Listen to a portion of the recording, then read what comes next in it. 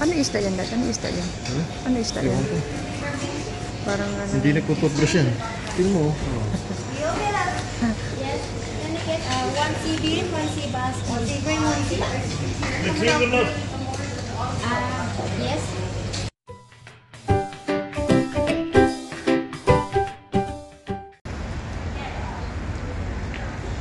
Good morning, good afternoon, and good evening sa inyong lahat. Welcome back to my channel. This is Jane in Ireland. So for today's vlog, iikot ko kayo dito sa iconic English Market. So ito yung bilihan ng mga isda. Ayan, different kind of fish. May mga karne din dito. At may mga vegetables, fruit stands, at may mga sari-saring paninda dito. At meron din kayo mabibili dito ng mga organic and locally produced food. And according to my research, ito palang old English market ay noong 18th century pa ito. So ito yung mga fish, ang mga paninda dito. So ayun guys, familiar ba kayo dito sa fish na ito? Comment down below nga kung ano yung mga pangalan nito. Ito yung mga Europe na fish. So hinahanap ko dito yung galunggong, hinahanap ko dito yung ating isda, wala.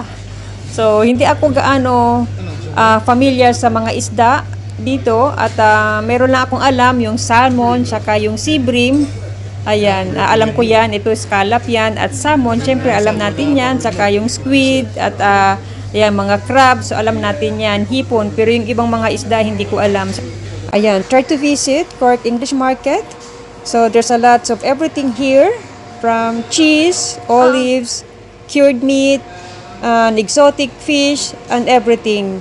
So, meron ding pampasalubong dito sa mga loved ones nyo. May mga chocolate, mga cookies, at may mga bread din dito na homemade. So, try nyo magpunta dito guys. Amin kayo dito kung ano ang loob ng English Market. So, ito yung mga paninda dito sa loob. Ayan, may mga fruit stands. So, marami kayong pagpipilian dito guys. Yan, dito to sa Cork English Market. So, popular ito sa mga visitors.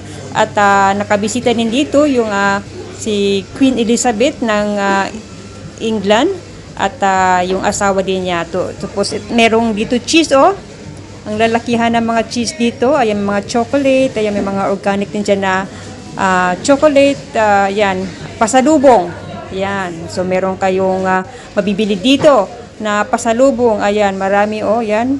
Ang daming mga pasalubong dito. At dito naman nasa area ang fruit stand. Nandito mga sari-saring gulay, sari-saring mga fruits.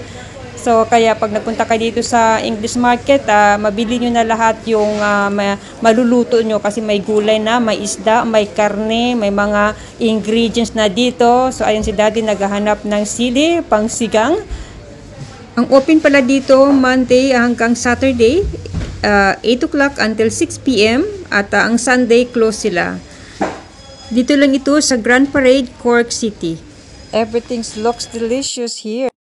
Ayan, sa mga nagbabalak na mag-tour dito sa Ireland, so mag-stop over kayo dito sa Cork English Market. So, it's a fantastic food hall that will not disappoint. Yan, recommend ko sa inyo. So, this is a great place na mabisita nyo kasi nandito yung mga local products at matitikman nyo yung talagang produkto nila at sariwa talaga ang mga paninda dyan sa loob. So, ayan, palabas na tayo dito sa English Market at may mga bit-bit na tayo dyan. At next destination naman natin, isasama ko kayo. Papunta tayo doon sa may Jai Jai. So, ito yung Asian store na doon mo mabibili din yung mga dato puti na mga suka, mga chicherya. So, dito na area ang ayan, Jai Jai. So, pasok tayo dito. Ang weather pala namin ngayon maganda, oh, walang ulan ngayon pero malamig na talaga. So ito yung mga paninda, pasok tayo dito sa loob, paninda dito sa may Jai Jai. So dito na si Daddy dumiretso sa may noodles. At meron ditong mga kutkutin, merong dingdong, merong cornek.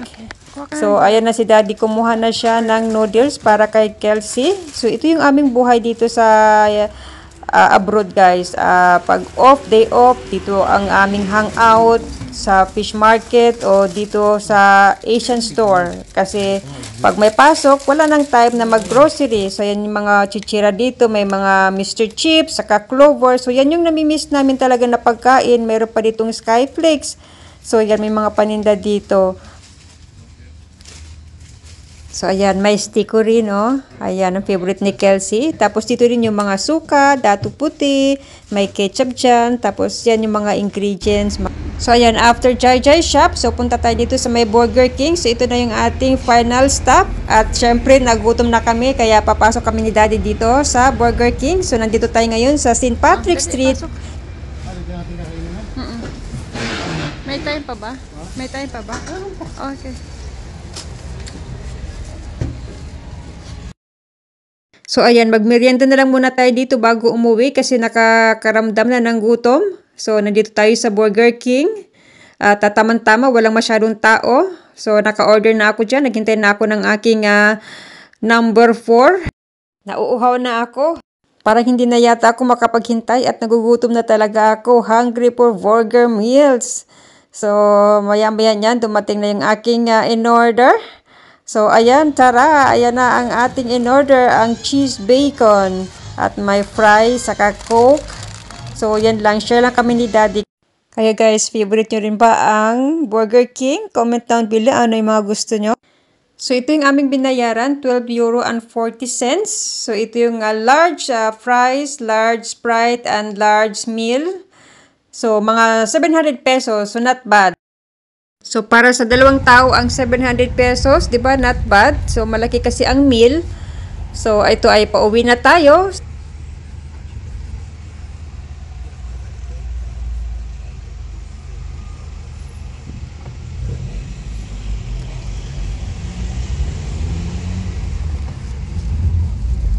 So, dito pala na area guys, yung train station ng Cork. So, Ken Station ang street dito. Ipapakita ko sa iyo kung saan yung train station ng Cork. So, dito na area sa may right side. So, kung galing kayo sa Dublin, pag nag-train kayo, so dito kayo sa may Kent Station kayo bababa pag nag-train kayo. So, dito na area yung yan guys. So, sa right side, yan yung train station. So, ito na yung way pa uwi, papunta sa bahay. So, mga 20 minutes ang travel galing sa Cork City papunta sa bahay. So, ito na, arrive na tayo. So, ito na ating mga pinamalengke ngayon. Bumili pala tayo ng salmon. Ayan, 17 euro. Ang squid, 19 euro. So, mayroong squid kanina, hindi namin napakita. Tapos yung hipon. At, yan, saka yung isda. Ayan. Saka mussel, saka yung karne. So, yan yung ating pinamalengke kanina. Sariwang-sariwa yung karne. Oh, yan. Gagawin namin kare-kare. So, ayan.